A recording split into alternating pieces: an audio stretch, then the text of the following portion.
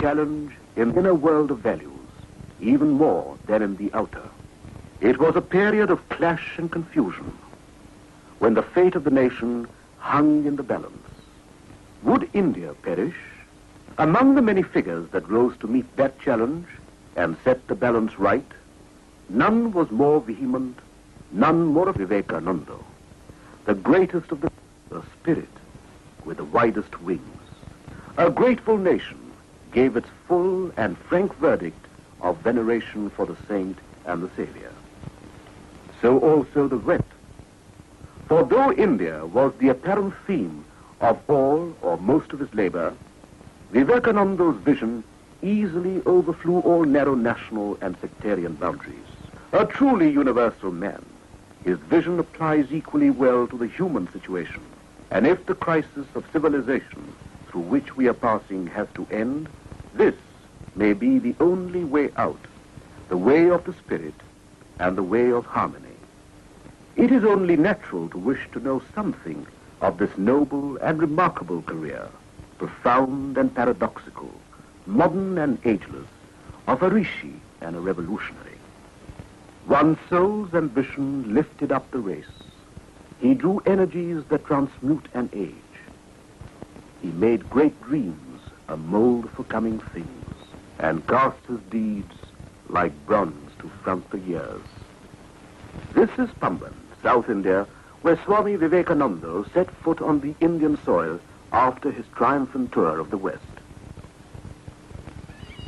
This was on the 26th of January, 1897, a vast crowd waiting patiently to welcome the national hero, all of them waiting to pay their homage to Swami Vivekananda, the patriot saint, the first mighty voice of awakened India. Among them was the Raja of Ramnad, Bhaskar Setupati, with his state coach, ready to receive the royal ascetic. It was a hero's welcome indeed.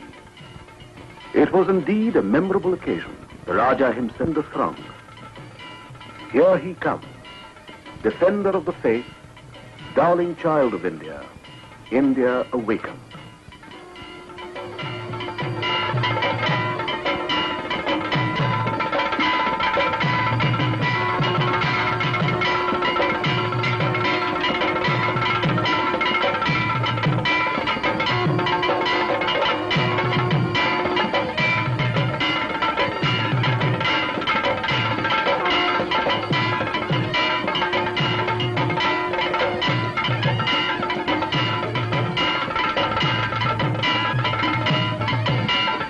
Swami was quite overwhelmed, but he took it with dignity, with humility.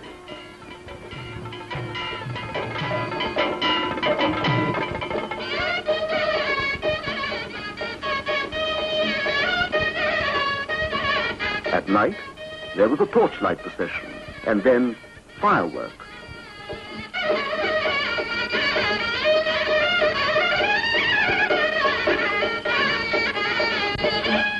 In reply, the Swami said, "This grand reception is made not unto a military general or a politician, a prince or a millionaire, but to a poor, penniless sannyasin.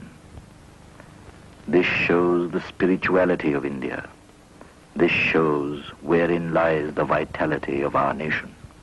After the grand reception in the south, the Swami left for Calcutta, his hometown, where a grand reception was given to him. From there he began a series of inspiring speeches all over the country.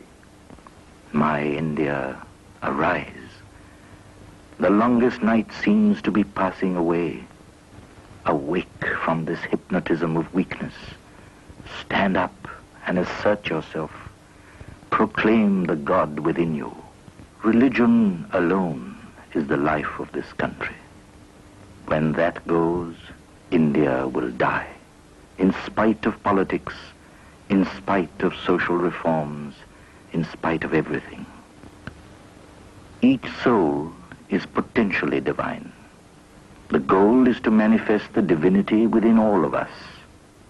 do it either by work or worship, by psychic control or philosophy, by one or more or all of these, and be free. This is the whole of religion. Doctrines or dogmas, rituals, books, temples, forms are but secondary details. In all his speeches, nothing was so touching and so revolutionary as his wide and natural sympathy for the poor and the fallen. Do you feel that millions and millions of descendants of gods and sages have become next-door neighbors to brutes? Do you feel that millions are starving today and millions have been starving for ages? Your ancestors have written a few philosophical works, penned a dozen or so epics, or built a number of temples. That is all. And you rend the sky with triumphal shouts, while those whose heart's blood has contributed to all the progress that has ever been made in the world, well, who cares to praise them? Ye ever trampled laboring classes of India, I bow to thee. For the next 50 years, let all other vain gods disappear from our minds. This is the only God that is awake, our own race. The first God that we have to serve and worship are our own people. Everywhere his hand, everywhere his feet. He covers everything. Sarvatokshi shiro mukham sarvatah shrutimaloke sarvamavritya tishtati. Faith. Faith in ourselves. If you have faith in the 330 millions of mythological gods and still have no faith in yourselves, there is no salvation for you. Let us all work hard, brethren. This is no time to sleep. On our work depends the coming of the India of the future.